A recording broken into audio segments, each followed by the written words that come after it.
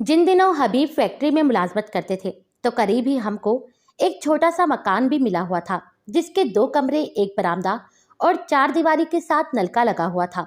हमारे 6 बच्चे थे जो इस मकान में समाते नहीं थे, मगर इस महंगाई के दौर में ये छोटा सा सर छुपाने का ठिकाना किसी नेमत से कम नहीं था।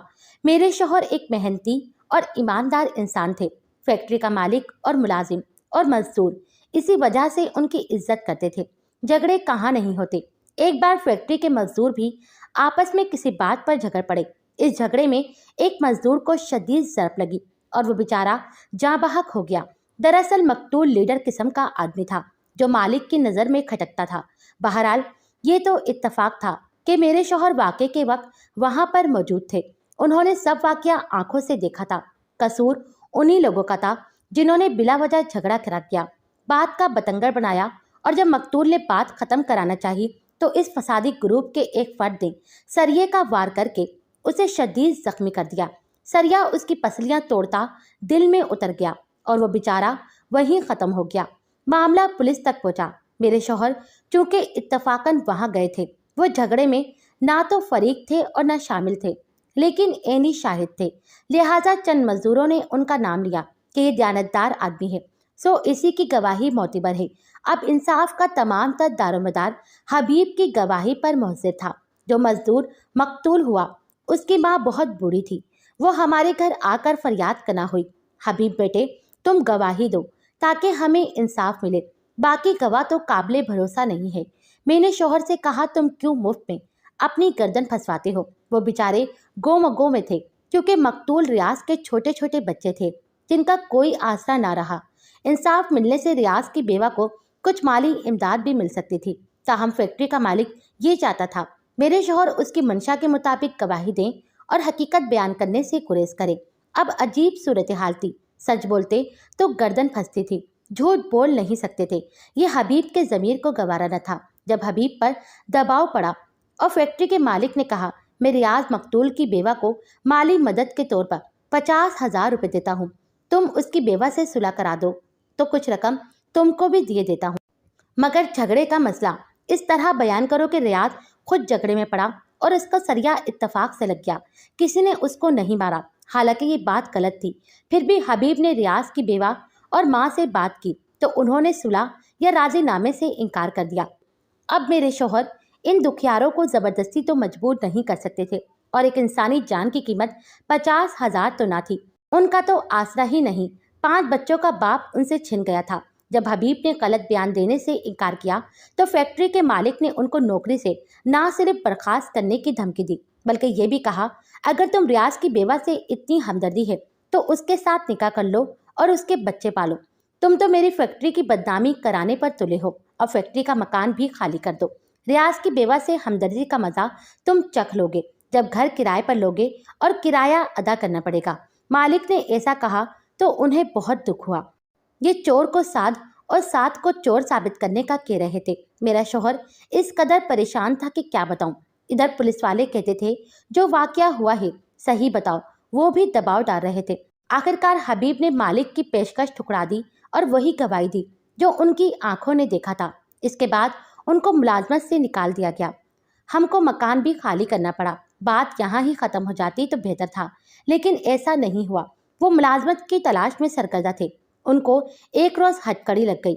न जाने किस जुर्म में उनको धर लिया गया। हालांकि वो नेक चलन और 5 वक्त के नमाजी थे। वो जो कभी नशा या ऐसी चीज़ों का नाम भी लेना जबान पर गवारा न करते, उनको चर्च रखने के जुर्म में धर लिया गया। साल भर जेल में रहे, कोई जमानत देने वाला ना था। बिला आखिर उनको भी सजा हो गई। इसके बाद तो मैं 8 बच्चों के साथ ऐसी बेआसरा हुई कि इन दिनों के दुखों को लिखने की ताब नहीं है मुझ में। बड़ी बेटी 13-14 बरस की, बाकी सारे छोटे छोटे थे। इनका पेट भरना सबसे बड़ा मसला था। रहने को हबीब के दोस्त ने अपने क्वार्टर में एक कमरा हमको दे दिया था, मगर ये तो आर्जी ठिकाना था। वो बेचारा जिसका क्वार्टर था भला मानस था, अपने क्वार्टर हमको देकर बाद में खुद अपने एक दोस्त के क्वार्टर में चला गया जो अकेला रहता था। अब मेरे पास इसके सिवा चारा न था। घर से बाहर कदम निकालूं, इधर उधर दौड़ धूप की तो करीबी बंगलों में काम मिल गया। छोटे बच्चों को बड़ी बेटी सायरा के हवाले करके मैं सुबह ही काम के लिए निकल पड़ती। मेरे घर से मुसलसल गैरहाजिरी ने एक और मुसीबत का दर हम पर खोल दिया। बाप और माँ की गैर मौजूदगी में बच्चों का भटक जाना बेदुज़्मका बात तो ना थी। मोहल्ले के एक नौजवान ने, जिसका नाम तारिक का, हमारा घर ताड़ लिया। मेरे बच्चों के लिए बिस्किट टॉफियां लाता, वो अपने दरवाजे पर खेल रहे होते, उनसे बातें करता, बिस्किट टॉफियां देता। ये उसने मेरी बेटी तक रसाई हासिल कर ली। जब मैं मगरिब के बाद थकी हारी घर लौटती तो बच्चे तारिक भाई का नाम लेते, उसकी तारीफ करते। मेरे दिल में खटका होने लगा और बेसकून जी होता चला गया कि या इलाही, ये क्या माजरा है। अब छोटे बच्चे ही नहीं, सायरा भी तारिक की तारीफ करने लगी। मैं चौंकी। बच्ची की निगरानी कर सकती थी और न साथ ले जा सकती थी, नौकरी भी नहीं छोड़ सकती थी। छोड़ती तो हम सब खाते क्या। सायरा भोली भाली कमसुन थी, उसको भी अच्छे बुरे की तमीज नहीं थी। इसी सबब उसने पढ़ने की जानिब भी तवज्जो न दी। हमारे घर से चंद कदम पर एक क्वार्टर में एक उस्तानी जी रहती थी। कहती थी, बेटी को मेरे पास भेज दिया करो, मैं इसको पढ़ा दिया करूंगी। मगर उसने उधर का रुख भी नहीं किया। उस्तानी जी को खबर थी कि हमारी दाल रोटी कैसे चल रही है। उन्होंने ज़्यादा मजबूर नहीं किया। सायरा की उठान ऐसी थी कि अपनी उम्र से 2 साल बड़ी नजर आती। शक्ल सूरत भी अच्छी निकाल ली थी। मेरी गैर मौजूदगी में कभी सब्जी या सामने वाले दुकानदार से सौदा सलफ लेने जाती तो वहाँ बेटे आवारा लड़के कोई ना कोई ऐसी बात कह देते कि दुकानदार मुझे कहता, लड़की को अकेले मत भेजा करो। ये सुनकर मुझ पर घड़ों पानी पड़ जाता। क्या करती, मजबूर थी। उसको मना भी करती तो वो भाइयों को चीज ले देने के बहाने मेरी गैर मौजूदगी में खुद चली जाती। जी करता इन आवारा लड़कों का गिरेबान पकड़ लूं और पूछूं, क्या तुम्हारी कोई बहन नहीं है? क्या गरीब की बेटी की इज्जत नहीं होती? मैं तो सारा दिन मेहनत करती और बेटी को इज्जत से उसके घर रुखसत कर देने के ख्वाब देखती थी, मगर मुझ गरीब के नसीब में ये सादत कहाँ थी। दिन गिन गिन कर ये वक्त काट रही थी, कब हबीब की सज़ा ख़त्म हो और वो घर आए और मेरी मुश्किलात कम हो। मेरे दुख सुख का साथी तो इन दिनों एक मजबूर कैदी था। हम उसकी दीद को तरस रहे थे। दौरान सज़ा जेल में उनका इंतकाल हो गया। वो शुगर और ब्लड प्रेशर के मरीज हो गए थे। जेल की सोबतें बर्दाश्त नहीं कर सके। हमारी उम्मीद की आखिरी किरण भी बुझ गई। मेरे बच्चों के जहन में बाप का एक महोन सा तस्वुर था, वो भी ना रहा। सायरा भी अब बेखौफ हो गई। वही तो अब घर की करता धरता थी। एक दिन मोहल्ले में शोर उठा, फिर शाम को घर आई तो तारिक के माँ बाप आ गए। उन्होंने मुझको खूब बुरा भला कहा कि जवान लड़की को अकेले घर में छोड़कर सारा दिन गायब रहती हो। इस तरह मोहल्ले का माहौल खराब होता है। तुमको अपनी इज्जत का ख्याल नहीं, हमको तो है।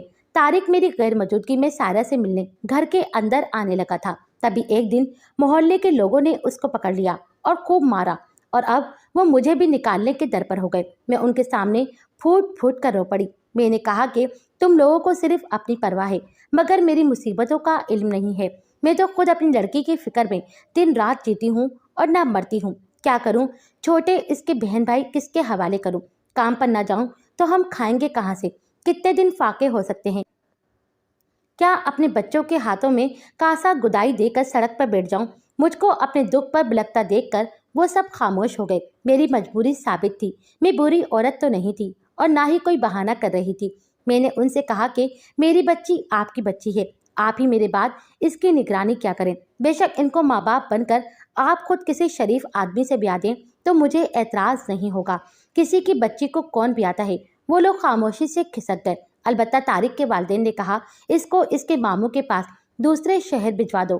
सायरा को भी डांटा डपटा कि आइंदा तुमको बाहर झांकते देखा या किसी लड़के से कलाम करते देखा तो बुरा होगा। वो वक्ती तौर पर पेशमान हो गई, मगर अब किसी और को क्या, खुद भी मुझे भी इस बात का एतबार नहीं रहा। वो कुछ दिनों बाद फिर किसी न किसी शे खरीदने के बहाने निकल जाती तो लोग या दुकानदार बताता कि आज तुम्हारी बेटी बाहर निकली थी। मैं उसको समझाती कि खुद ना जाया करो, छोटे भाइयों को सौदा लेने भेज दिया करो। वो हाँ में गर्दन हिला देती, मगर करती वही जो उसके जी में आता था। मैं जहाँ काम करती थी वहाँ एक खानसामा भी था। वो बहुत शरीफ आदमी था। मैंने एक रोज अपनी मुसीबतों का तस्करा उससे किया। उसने कहा, मेरा एक लड़का है, थोड़ा बहुत कमा लेता है, लेकिन गुर्बत की वजह से उसका रिश्ता नहीं हो पा रहा। तुम उससे मिल लो, तुम्हारी समझ में आए तो अपनी लड़की का रिश्ता दे दो। मैं खानसामा के लड़के जुनेद से मिली। वो सीधा साधा शरीफ नौजवान था। मैंने हामी भर ली। सायरा को देखने जुनेद की माँ आई। उसने मेरी बेटी को पसंद कर लिया तो मैंने सायरा से कहा, मैं तुम्हारी शादी कर रही हूँ, तुम्हारा शौहर हमारे घर में ही रहेगा जब तक तुम्हारा भाई बड़ा नहीं हो जाता। वो चुप रही।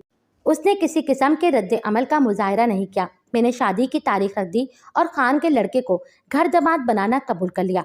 शादी के 2 दिन कबल जब वो लोग रस्म करने आने वाले थे, मैंने बंगले वाली बेगमात से आधे दिन की छुट्टी ली और घर पहुंची तो देखा कि सायरा नहीं है। परेशान हो गई, इधर उधर ढूंढा, वो ना मिली। तब एक सब्जी फरोश ने बताया कि वो सामने वाले सब्जी फरोश से सब्जी लेने के बहाने कुछ दिनों से आ रही थी, मगर वो भी आज गायब है। न जाने कब और कैसे उसने इस सब्जी फरोश से नाता जोड़ा, मुझको खबर ना हुई।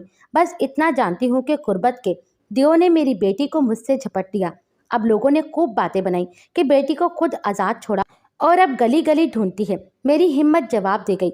मैंने वो क्वार्टर अपने खाविंद के दोस्त को वापस कर दिया और दूर एक कच्ची आबादी में, जहाँ करीब बिल्डिंगें बन रही थीं, झुग्गी डाल ली। पहले वहाँ खुद मजदूरी करती थी, फिर बेटों ने साथ देना शुरू कर दिया। गर्ज अजाबों से भला आखिर वक्त गुजर गया। लड़के बड़े हो गए, आज वो कमाते हैं। सर छुपाने का छोटा सा ठिकाना भी मैसर है, मगर वो दाग जो सायरा से लगा वो मिट नहीं सका। ये जख्म सदा हरा ही रहेगा। मेरे खाविंद ने सच बोला और सजा भुगती। ये भी सच है कि सच कुर्बानी मांगता है।